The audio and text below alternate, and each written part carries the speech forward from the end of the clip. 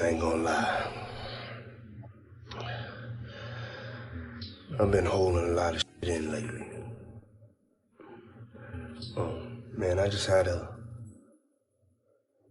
a 3.5 hour cry. What do I owe the pleasure? What do I owe the pleasure? Last time we been together, we wash your car for you. We wash your car with no shame in our hustle. When you got them getting into that wash, and you know that tip gonna be good like y'all better stop buying this slippery soap, man. What's going on there? The streets have been talking, but nobody expected this. 50 Cent just dropped some tapes that have Rick Ross looking like he's about to lose his mind. And baby, this ain't your regular hip-hop beef anymore. We've got the full story on how these leaked tapes about Ross and Diddy hit the internet. Trust, when you hear what's on them, you're going to understand why Ross is ready to burn the whole industry down. The way 50 played this chess move legendary mess. Bruh, just like New York, just like Mount Vernon, New York City, Mount Vernon, and Miami, all that is the same, bruh. Nobody wants to be near him. Nobody wants to touch what he touched, be where he at. You understand? It's crazy, bruh, how his fall from grace, which was never from grace. It's just like the devil just kicked him out of hell, because he was never in nothing graceful and did anything graceful. You know what I'm saying? I don't care what you say about, okay, he did the music, he had the bad boy legacy and everything like that, man. But, you know, a few albums, a few people, you know, made to be famous, but they not here to tell their story. Black Rob, Biggie, Craig Mack. They not here to tell their story, bro. And now you got everybody telling his story. Yeah, and I know 50, he did a recent interview with US Weekly saying that the reason why rappers are quiet about, Diddy's situation is because they've been to his parties and they don't know what got caught on tape. Bro, those people who was caught at Diddy party did not know that he had 250 tape recorders in that house. That's a big house. Girl, let me tell you, 50 Cent has been playing the longest game in hip-hop history with this one. Back in 2009, when Ross first came at 50 with that Officer Ricky mess, everybody thought it was just another rap beef. But 50? He was thinking way bigger than that. See, while Ross was out there thinking he won their little back and forth, 50 was quietly moving like a snake in the grass, collecting receipts and building connections. Every time Ross would post something flexing about his Wingstop money or his car collection, 50 would just watch and wait. He wasn't responding to the little jabs anymore, he was gathering ammunition. The way 50 planned this takedown, pure evil genius. He waited until Ross was all over social media promoting his new Checker franchise and posting about his latest business moves. Ross was feeling himself, thinking he was untouchable in the industry. That's when 50 knew it was time to strike. If you were paying attention to 50's Instagram the week before, you could see him setting it all up. First, he started posting these cryptic messages about how some people ain't poor, they pretend to be. Then, he threw up that post saying, tick, tick, tick, tick. Time's running out for some folks. Nobody knew what he was talking about, but the streets were watching. Then boom, on a regular Tuesday afternoon when everybody was just minding their business, 50 hits the gram with that first tape. No warning, no build-up, just straight destruction. The way he did it was cold. 2, he didn't even put a caption, just let the footage speak for itself. Within minutes, the whole industry was blowing up. But he had 250 tape recorders in that house that they took, that the feds found. So now with them finding all that and you being at a Diddy party, you know you may have done something that was caught on one of those tapes. You just better pray to God that they don't recognize you. Those people who know that they did something, no, they're not going to speak out. They're not going to say nothing. What part of the game is that? They are not going to come forward and tell on themselves. Nah, not at all. Ice Cube, he said it himself, bro. He said that Diddy's been targeted because of what he said about those folks and those people. Now, the people who was on those tapes may feel like Diddy might be targeting them. Because if he's asked about who is this, who is that, and he's under oath with the federal government, he got to tell them. He's not going to plead the fifth. Yeah, I know that got to be a terrible feeling, man. You know you did something wrong at Diddy party, and you hoping and praying that it's not caught on tape. But they don't think they did nothing wrong. That's their lifestyle. That's their lifestyle, bro. I ask guys all the time, if two men lay down, how many homos get up? What you mean? I mean what I mean. It's what it is. The reaction started pouring in immediately. Industry executives were calling emergency meetings, PR teams were scrambling to get ahead of the story, and everybody who ever worked with Ross or Diddy suddenly went ghost. This wasn't like when rappers dropped diss tracks or expose old DMs. This was different. The level of calculation that went into this -50 had literally been watching and waiting for years to catch Ross at his highest point, just to bring him down lower than ever. What made it even crazier was how Ross didn't even know what hit him at first. Word is, he was in the middle of a business meeting when his phone started blowing up, his team trying to reach him, everybody sending him the video. He thought it was just another 50-cent joke. But when he finally saw what 50 actually leaked, baby, that's when everything changed. And listen, if you thought that first tape was bad, the streets are saying 50's got way more where that came from. He's been sitting on this stuff for years, just waiting for the perfect moment to release it. The way he orchestrated this whole thing, it's like he wrote a whole revenge movie and made Ross the star without him even knowing it. But what Ross didn't know was that first tape was just the beginning. The real question everybody was asking, what else does 50 have in his vault? Because if he waited 14 years to drop this bomb, there's no telling what other footage he's been holding on to. Doesn't mean I'm confirming or I'm 100% factual, but it's somebody in this story of things that seems more reliable than others, Race, is what I'll say it, just to protect my sources. But this source informed me of who these A-list celebrities are on these tapes that are being allegedly auctioned off online and through the networks. And it's put me in a little bit of a bind because I like to be fully transparent with the audience. I want to say things, but I also realize from what I'm told, because again, I haven't seen them directly yet. I haven't. And I don't know if I want to. Race, I want your advice on that too. But the problem I have is just like, typically I want to report these things, but I got to be careful legally, ethically, morally as to what we report on here. Because as Ariel, the lawyer here, did admit, and I can attest based on the information I got from a separate, reliable source, people in these videos don't know they're being videotaped. That's a big issue, Race, right? Let's start out right there. If there are people on these tapes that don't know that they were being filmed, is that okay to talk about and to share? I have a big problem with that, as do you, Andy. And you tend to be an ethical guy, and you're taking the high ground here. Notwithstanding the fact that you may have some significant information and reliable information. But the reality is that, look, I mean, if people were recorded non-consensually and you're the one to identify them, I think that's a problem, right? And I think anytime anyone has content, right, this is not an email, this is not a text message, this is video. Right. And there's specific statutes, without using specific language I don't want to get into, but everybody knows what we're talking about here. It's Diddy with this person. I'll say that. It's Diddy with this person.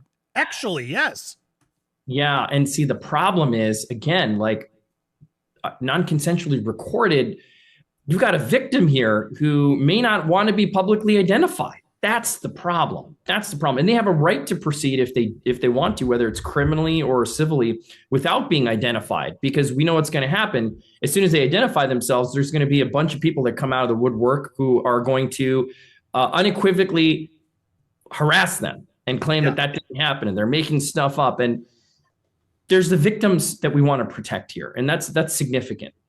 Well, it's interesting because here's why I wanted to have this conversation, because I know a lot of you are like, Andy, just say it. No, I'm not going to say them, but I wanted to have this conversation as to why we're not saying it and why I think others haven't yet said it, raised, because again, legally, ethically, morally, it's just not right.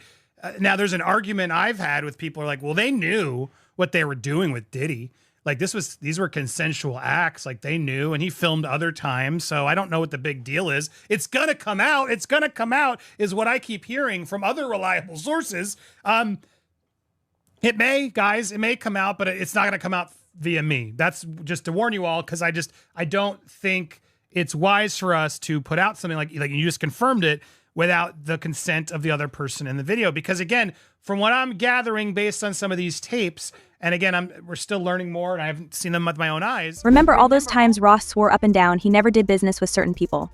That's what makes these tapes so explosive, because baby, the receipts don't lie, and 50's got Ross caught in 4K doing exactly what he spent years denying. The footage 50 dropped shows Ross in some real compromising situations with Diddy, and we're not talking about innocent business meetings. We're seeing Ross at private parties acting real friendly with people he claimed he never even met. But the worst part, there's audio of Ross talking about deals that went down behind closed doors, deals he's been denying for years. In one clip, Ross is straight up bragging about how he and Diddy set up these special arrangements with upcoming artists. The way he's talking about it all casual has people thinking this wasn't a one-time thing. Industry veterans who've seen the footage are saying it's the kind of stuff that could get somebody blackballed from the music business for good. What's really got everybody shook is how these tapes connect back to those old rumors about Ross's early days in the industry. You know, all those stories he's been shutting down about how he really got his start. Well, these videos are painting a whole different picture. We're seeing Ross getting real comfortable with some characters he swore he never dealt with, talking about business moves he claimed never happened.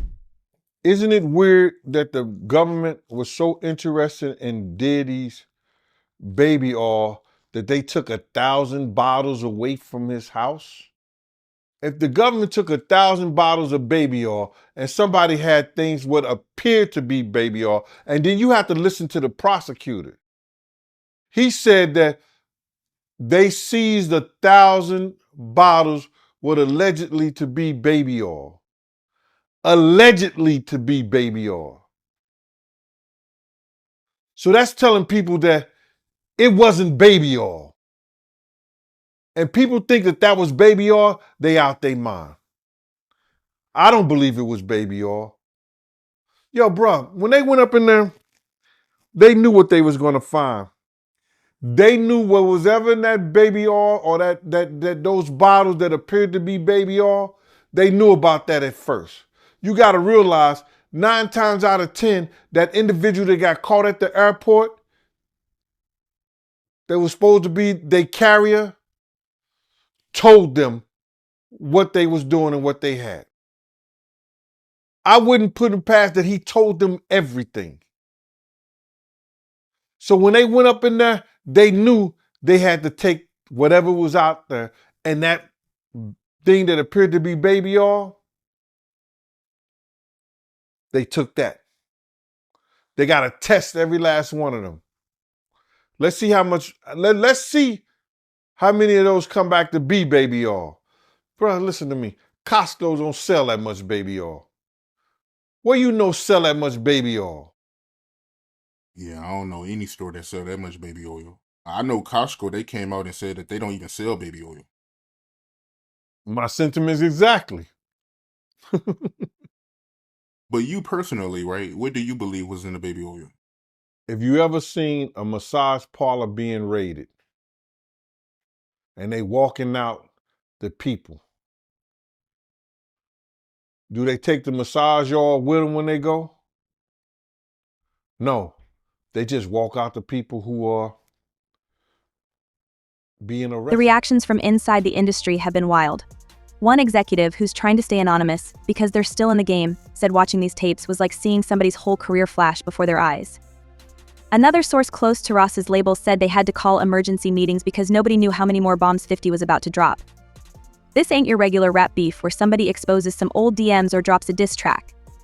These tapes got Ross and Diddy looking real suspicious, especially with all those other allegations flying around lately. The timing couldn't be worse, either right when Ross is trying to expand his business empire and Diddy is dealing with his own drama. The scary part for Ross is how these tapes could affect everything he's built. We're talking Wingstop franchises, that new checkers deal, all those brand partnerships. Because once corporate America sees you caught up in something like this, they start getting real nervous about having their name next to yours. But the real tension came from knowing 50 was sitting on more footage. Every time Ross would try to deny something or explain it away, 50 would hit back with another clip that made Ross look even worse. It was like 50 had cameras following Ross for years, just waiting for the perfect moment to start dropping bombs. When word got back to Ross about what was actually in those tapes, that's when things started getting real heated. It's one thing to hear people talking about what they saw, it's another thing entirely to know there's video evidence out there showing exactly what you've been trying to keep quiet. And the way Ross responded, baby, that's when everything went from bad to worse. If you ever seen a person getting arrested and the people being arrested in those brothel houses, do they take out the stuff in the brothel houses? No, they don't. They take the individuals who are being arrested out the brothel houses. For them to take 1,000 bottles of baby oil, it's like that they did not leave one. They left people there, but they ain't leave not one bottle. Nobody needed no baby oil. So my whole thing about it is that there was something in that other than baby oil. That's why they took all the bottles. And 9 times out of 10, if I would give it a wild guess, it was, and like some of the people told me, it was probably that GHB. What's that? I think it's gamma hydrox. I looked it up, bro. Let me see. See if I can find it. I know this is just showing everything like that, but oh no. Let me. Yo, somebody tap dance or sing or do something, you know what I'm saying, while I'm doing this. Oh, here it go right here. It's gamma hydroxy butyric. What is it effect on the body? It's a euphoria, drowsiness, decreased anxiety, and memory impairment. It works on the nervous system and gives you this feeling of euphoria. So they take that and rubbed it on her, and you forget who you are, what you're doing. It can also give you memory loss, drowsiness, and that's under the DEA, the Drug Enforcement Administration.gov. When the notifications started blowing up everybody's phones at 3 a.m., nobody was ready for what they saw. Ross wasn't just mad he was going scorched earth in a way that had veteran PR experts texting each other like, somebody needs to stop him before he ruins everything. Ross's first response hit Instagram like a bomb, a 15-minute rant full of threats and accusations that had his own team panicking. He wasn't even trying to deny what was in those tapes anymore, he was just straight up threatening 50's life. The way he was pacing back and forth in that video, looking like he hadn't slept in days, had people wondering if he finally lost it for real. Every hour brought a new explosion. First, it was those voice messages he started sending to everybody who shared the video, threatening lawsuits, making wild accusations, even bringing up old dirt that nobody was supposed to know about. His team was trying to do damage control, but Ross wasn't hearing any of that. He was on live at 3 a.m., calling out names, exposing industry secrets, and making the kind of threats you can't take back. Things got real messy when Ross started dropping addresses, not just 50's known spots, but places where his family be at. That's when his own people started distancing themselves. His Puerto Rico team was sending out statements trying to clean up the mess, but Ross would hop right back online and undo all their work in minutes. Even his closest business partners were calling, begging him to log off before he burned every bridge he ever built. Activities with other, A-listers having activities together is what this is. And again, that's a potentially outing of somebody as well. You know what I mean? There's so many things here that happen in releasing of this private consensual moment that while salaciously everybody wants to know, and people are messaging me all the time, Andy, who's waiting? And it's like, I'm not gonna say, because there seem to be way too many things that these people in the tapes, whether consensual, whether they, whatever, didn't agree to put out there. And I would think that's a legal issue too for anybody who puts these out first, no? Yeah, you nailed it. You can't without the consent of the victim. That's the problem. Somebody thinks that somebody has no idea, right? You said, well, didn't they know they're being recorded? No. I mean, in these situations, the assumption is they did not know. And that's what we believe right now is the victims did not know that they were being recorded. If the victim comes out and says, okay, yes, I knew I was recorded, and a statement is provided, that's a different story. But of course, you don't know that. So you, Andy, probably can't be the one to break that ice and be like, well, this is what I heard and this is what I know, and so I'm going to say it. And there's all kinds of hairy legal issues on that, right? With privacy and intrusion on seclusion is what we call it. It's a privacy violation. There could be defamation implications. There could be criminal implications. So you're doing the right thing by treading carefully. And I think more people should do this rather than get into speculation. Now, if you see the videos, even still, right? If somebody takes... Not to interrupt, but that's the question. Like, am I allowed to see these videos? Like, if I were to ask this source, show me the videos, do I put myself in worse legal jeopardy? That's another distinct legal issue, right? It's like you're watching something that someone didn't know they were being recorded of doing, right? And so it's dicey. It's dicey. Now, it would be different if you were an attorney and somebody's coming to you for purposes of defense or prosecution of a claim, a civil claim, or the filing, of some action to recover damages. That's a little different. But for purposes of, hey, look what I got, juicy gossip, and there are reporting outlets that I won't mention that will do stuff like this. I don't know that it's the smartest thing to do. I don't know that it's the careful thing to do. That's for sure. Or it's the ethical or moral thing to do. Yeah, it's exactly. I'm not a lawyer, but maybe this source will show you, and then you can verify what we know. But here's the other problem. Even if we verify what we know, like as I watched what Ariel, the lawyer, got these tapes, and even again, I don't want to get into the details, any remote details that could help explain or allude to even more of theories that are out there, or debunk or confirm. But I will say, hearing what I heard, which again isn't confirmation, but hearing what I heard, it makes me dislike what Ariel's doing even more, because I think there are going to be people out there, if this information does get out in some way, that are going to deny that these people are victims, that they're going to try to say, oh no, they're just consensually and they were hiding this affair and yada, yada, yada. And I don't see it that way personally. I mean, and granted, I haven't seen or know, like this isn't somebody involved from what I've gathered in these tapes of them, doing it to others in a way, criminally, like we've heard in some of these suits. This is just, it almost feels like, again, if it's real, like blackmail material that Diddy keeps to sort of hold over these people's heads. And to me, that's awful to the people in it, whether they agreed or knew or whatever. It still just feels like that's no one's freaking business. And maybe they were doing it for reasons we don't know. Just because we saw it in the tape doesn't mean they weren't feeling pressured in other ways, right? So it's a heavy and complicated thing, but it's not a hard decision to say, I can't run with trying to even allude to who these people are. The desperate move started coming quick after that. Ross's team tried getting the tapes taken down with copyright claims, but 50 had already spread them everywhere. Then Ross started offering money to anybody who could help him track down who helped 50 get that footage. He was throwing around numbers that had people's eyes popping. We're talking millions, just to find out who'd been recording him. By the time the sun came up, Ross had already violated about 6 different Instagram policies and had his account restricted 3 times. But instead of cooling off, he just kept making new burner accounts, getting more reckless with each post. His lawyers were calling non-stop, his business partners were threatening to pull out of deals, and still Ross wouldn't stop. What really sealed the deal was when Ross started bringing other artists' names into it.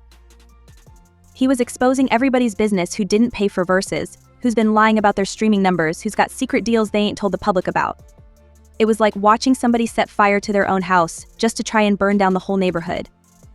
That's when the industry started splitting into teams. You had folks who'd been waiting years to see Ross get exposed jumping in with 50 and adding their own stories. And then you had others trying to defend Ross, saying 50 went too far. But the way Ross was acting, he was making it real hard for anybody to stand with him. Because when somebody starts threatening families and exposing everybody's secrets, that's when folks start backing away real quick.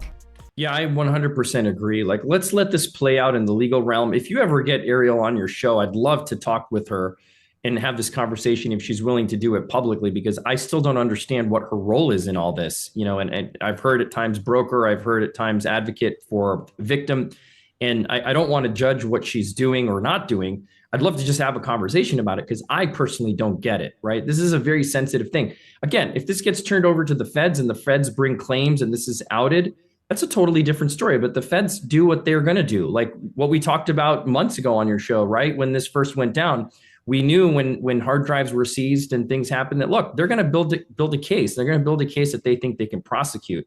It's not for us to speculate what's there or what's not. But to say, you have tangible evidence of something on camera that you've seen and that it's being sold in order to protect someone, to avoid being publicly named, which is what even the lawyers are now admitting. It all feels really dirty and shady, man. The only person that makes sense that could buy this is the victim, right? If the victim says, I don't want this to come out. Yes, it was consensual, but I don't want it to come out. I didn't know I was being recorded. Give it to that person. Right, I guess, but you're right, because then they can actually own it. Maybe there is a version of this, so that's what Ariel's trying to allude to. You'll own it, and no other network's going to be able to buy it or show it if you own it and haven't given permission. I guess, is that maybe part of what they're trying to do here, in that the celebrity who buys it can actually then control it just from a clearance standpoint? Yeah, I mean, look, it still raises some legal concerns, right? Because let me say it this way. If this was a transaction, if this is a business transaction wherein the victim is then acquiring the exclusive rights to this tape or tapes, and that the person who recorded it is avowing that they will not use it, I don't know where that leaves P. Diddy and the feds, right? But they have an independent right to bring this stuff to light if it gets prosecuted. But my point is, if you're transferring legal rights of this consensual or non-consensually recorded tape to the victim, I think that's a better position to be in. But then the question is this person even in a position to be able to buy the tape, right? Are they a high-level celebrity? Like, who are they? We can assume that they're celebrities with millions and millions of dollars to expend on something like this. Just raises a lot of questions. Me and him caught the plane. We was going to Vegas, and I gave him my card. My business card was savoir faire, security management, and everywhere. You know what I mean? So 50 did a song about that. You know what I'm saying? And he put that in the song. And some years ago, about a year or so ago, not even a year or so ago, he said that when he dropped my name, he said, yo, I got the savoir faire. I got that from Big Gene. He been trying to tell y'all about this Puff shit years ago. But 50 was the type of dude that if you knew he was with you, he was with you. Even back then, he had your back whether you was security or whatever you did. If he was with you, he was with you. And that's what you got to love about him. You know what I mean? You ain't got to question his loyalty, you know what I'm saying, on some fight shit or if you in a situation. Because he going out. Well, I guess you were hanging around him or knew him, right before he got shot. Well, what happened was that I had got some information. 50 came to my house. I tried to fit him on a vest, but I'm like, at the time I was like a 3X. And 50 was like a large, you know what I'm saying? So he couldn't really fit the vest, but I gave him a cover to try to tell him, because he had some pads, some vest pads. So I just told him what the situation was that I knew. And told him he had to watch himself because those cats was going to come at him. You know what I'm saying? And he was like, yeah. And he was supposed to be going to Cancun. And I told him, if you come to Cancun, I got you, because I used to be down there doing security at Daddy-O's. You understand? And I had people down there that I had knew that was from Puerto Rico, and they was working down there, so they should make sure when I hit the island, anything and everything I needed, I could get it right there on the island. You understand? They work directly with the syndicate. So 50 was supposed to come down there to do a show, and he didn't make it because they had shot him up. I don't know if he was coming in the first place, but he was supposed to, because he was paid half the money to come down there to perform How to Rob an Industry Cat. And when was the next time you seen him after that?